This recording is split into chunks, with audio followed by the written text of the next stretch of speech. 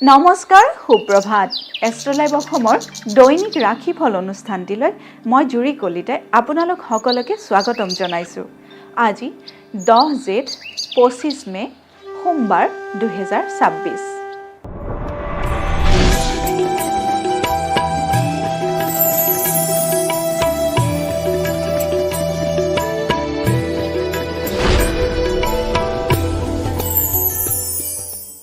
পঞ্চাং অনুসৰি আজিৰ দিনটো ৰাশিফল মেষ ৰাশি।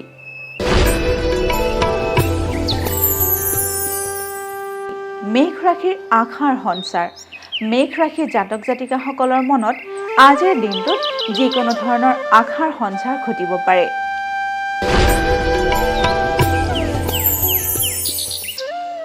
বৃষ ৰাশি। বৃষ ৰাশিৰ পিতৃ মাতৃৰ চিন্তা। বৃষ ৰাশিৰ জাতক জাতিকাসকলে আজিৰ দিনটোত নিজ পিতৃ মাতৃৰ প্ৰতি বিশেষ ধ্যান দিব, কাৰণ আজিৰ দিনটোত আপোনালোকৰ পিতৃ মাতৃক বিভিন্ন ধৰণৰ ৰোগে দেখা দিব পাৰে।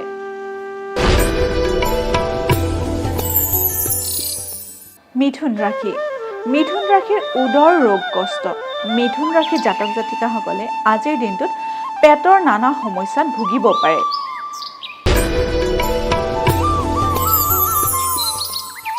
এইবাৰ আহিছোঁ কৰ্কট ৰাশিলৈ। কৰ্কট ৰাশিৰ ভ্ৰমণ পীড়া আৰু ক্ষতি। কৰ্কট ৰাশিৰ জাতক জাতিকাসকলে যদি আজিৰ দিনটোত ক'ৰবালৈ যাম বুলি ভাবিছে, তেতিয়াহ'লে আপোনালোকে সেই প্ৰস্তুতি পৰিহাৰ কৰিব পাৰে, কাৰণ আজিৰ দিনটোত আপোনালোকে যদি ভ্ৰমণ কৰে তেতিয়াহ'লে আপোনালোকে সেই ভ্ৰমণত কষ্ট লাভ কৰিব আৰু আপোনালোকৰ যথেষ্ট ক্ষতিও হ'ব পাৰে।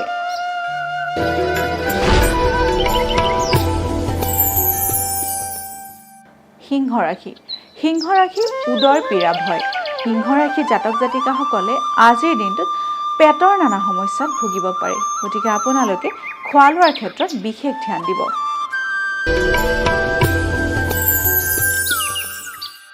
কন্যা ৰাশি। কন্যা ৰাশিৰ দুশ্চিন্তা। কন্যা ৰাশিৰ জাতক জাতিকাসকলে আজিৰ দিনটোত মনত দুশ্চিন্তা অনুভৱ কৰিব পাৰে।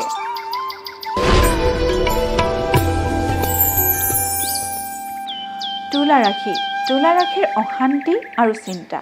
তুলা ৰাশিৰ জাতক জাতিকাসকলে আজিৰ দিনটোত মানসিকভাৱে অশান্তিত ভুগিব পাৰে আৰু তেওঁলোকে আজিৰ দিনটোত কিছু পৰিমাণে চিন্তাক্লিষ্ট হৈ থাকিব পাৰে।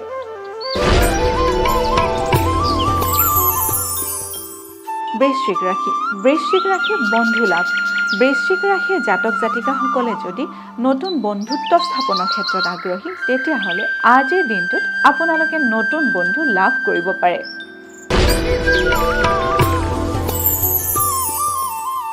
ধনু ৰাশি। ধনু ৰাশিৰ অৰ্থহানি। ধনু ৰাশি জাতক জাতিকাসকলৰ আজিৰ দিনটোত বিভিন্ন কাৰণত অৰ্থ ব্যয়ৰ যোগে দেখা দিছে।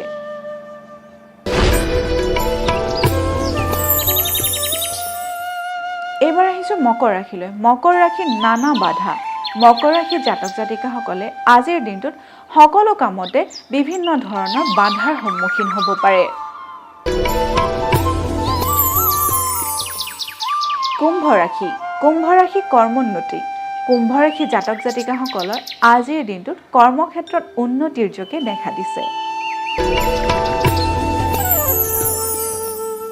এইবাৰ আহিছোঁ শেষৰটো ৰাশি মীন ৰাশিলৈ।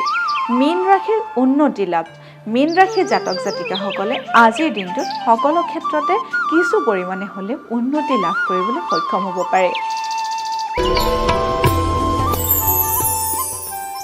এয়াই আছিল আজিৰ দিনটোৰ ৰাশিফল। আপোনালোকৰ দিনটো শুভ তথা সমৃদ্ধিশালী হওক তাৰেই কামনা কৰিছোঁ। লগতে মই জুৰি কলিতাই এষ্ট্ৰলাইভ অসমৰ ৰাশিফল অনুষ্ঠানটিৰ পৰা আজিলৈ বিদায় মাগিছোঁ। ধন্যবাদ।